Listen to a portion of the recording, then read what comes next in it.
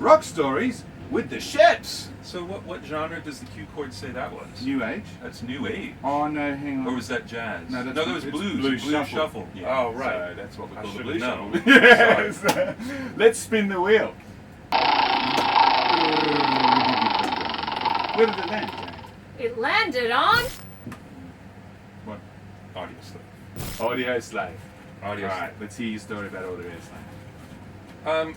Well, there's lots of stories about Audio Slave because that was, I heard a rumor they announced on the radio, hey, Chris Cornell and the Rage guys are forming a band. Yeah. And of course you think oh my God, that is the coolest thing Ever. And how do I become involved in that? And then I actually did end up working on the record, which was absolutely amazing. They took a long time to make the record because there were 2 labels involved, 2 management involved, and also just, it's a lot of people. But at one point, I got a call in the morning, and it was, "Can you travel?" I'm well, yeah, I know how.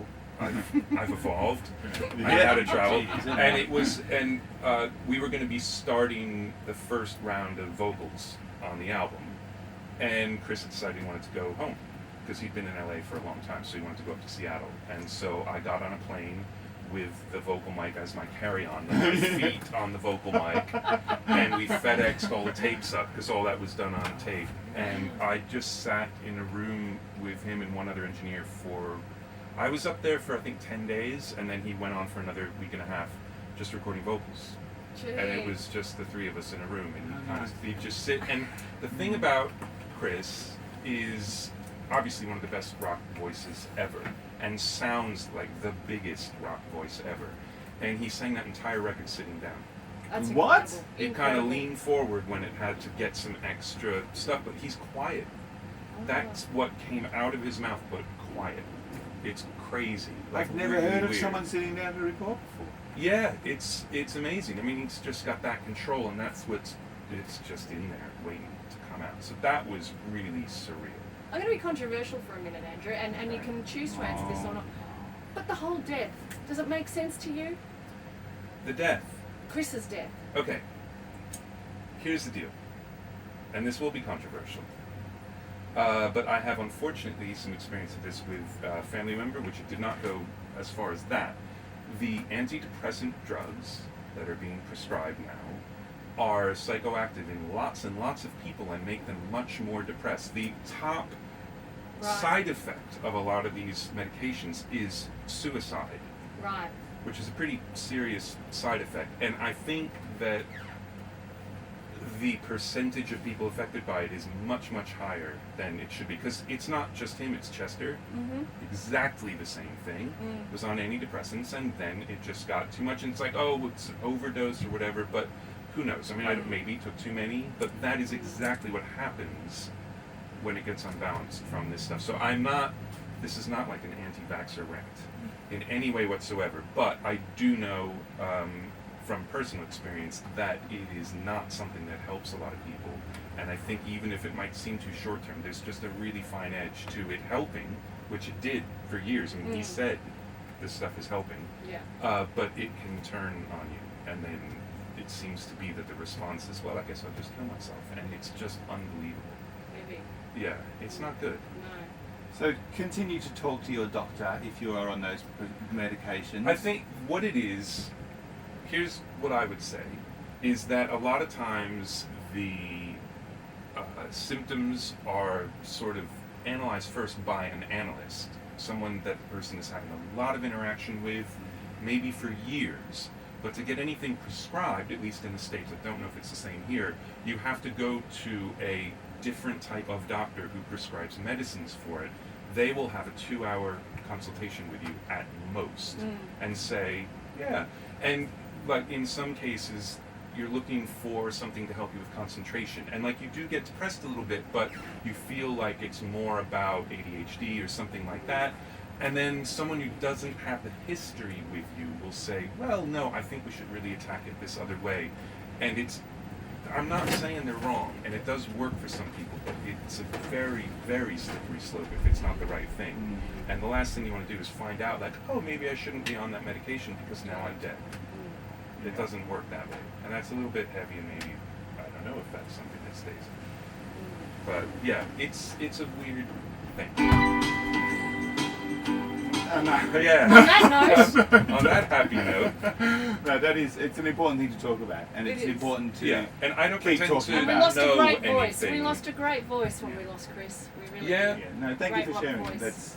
That's an important Yeah. thing to be talked about. And more. it's It just an shouldn't be opinion. It is just an That's right. opinion. But I think if you feel like you need the help, you definitely want to get the help. But just be really, really careful about the drugs. Mm. Yeah.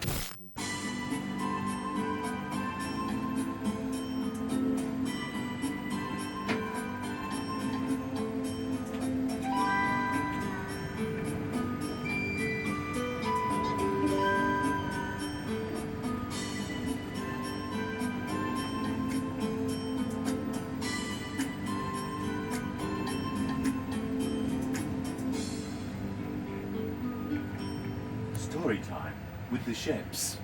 So what genre was that? The Apparently, New Age. that is the new. You like it? No, not really. Oh. Sorry.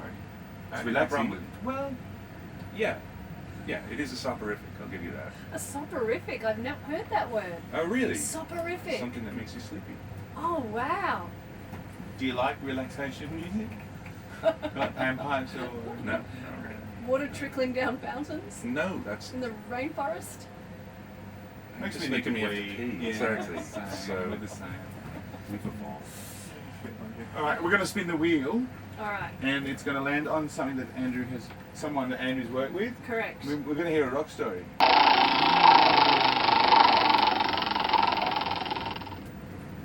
it's a good wheel. Hurry up. Oh, what's it landed on? Ziggy Marley, Ziggy Marley, son of Bob. Correct. Robert Nesta. Wow. What about it? I mean, that was Grammy number 3, Oh, which is amazing.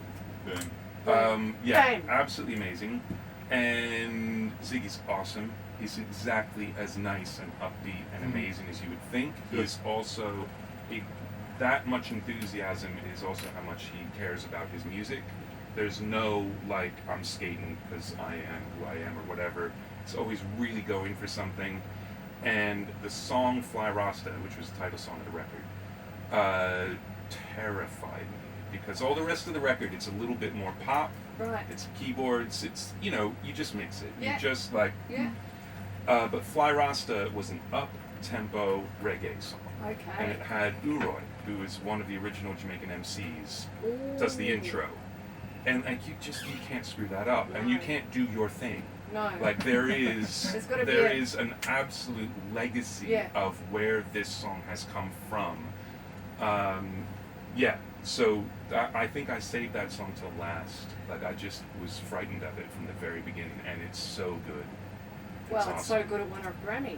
Was there words of wisdom from Ziggy that he got from his father, or was there a way that he lived his life that was, kind of inspiring? I guess coming from that bloodline. Yeah, I mean, he's just truly a nice person. There's no like, I'll pretend to be this way and then turn around and yell at my assistant, or there's none of that. None of that. Absolutely no. He's just always nice, but not to the point of like, oh, okay, we'll go with that, even though it's not really my thing. Yeah. Like he's really driven Right. at the same time, but never in a how come you're not understanding what I want sort of thing. So there was a lot of work put in, but it was all it was fun. Just hanging out with him was a lot of fun. Do you, when you're going in to do like a reggae track, for instance, do you swat up before or a reggae album? Do you go and listen to a lot of reggae Well, roots and try I and get your listen head to in a that lot of space? reggae anyway. A Okay, friend of that's mine handy. years ago gave me this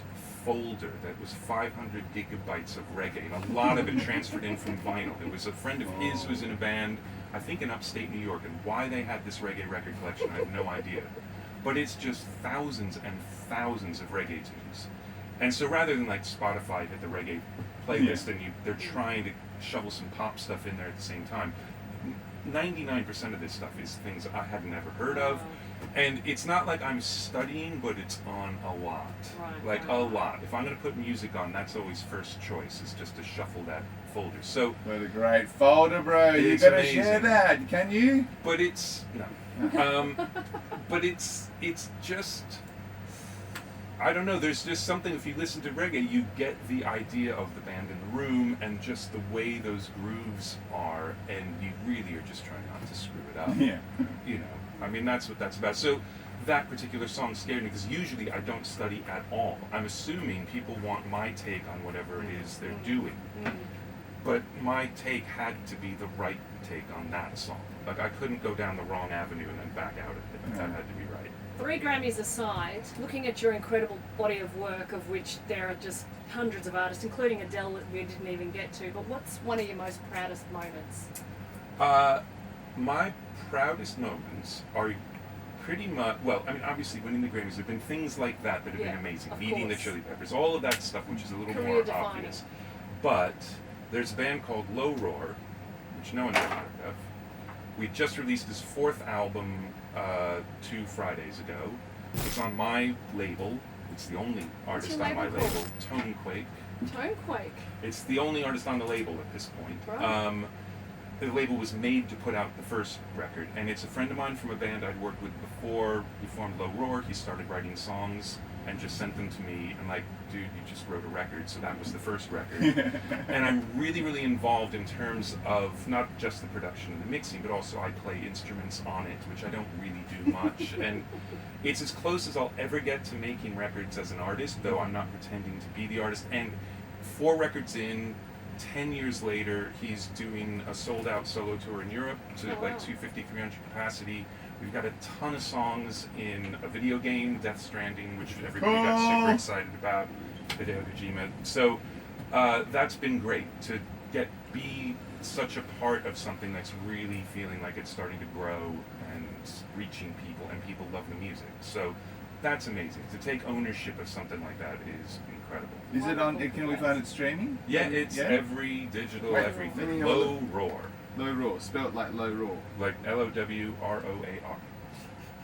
Wait a minute. When you evolve, you'll be able to spell your own words. Yeah? Yes, that's it. That's it. That's it. Follow. Yeah, Well, he's awesome.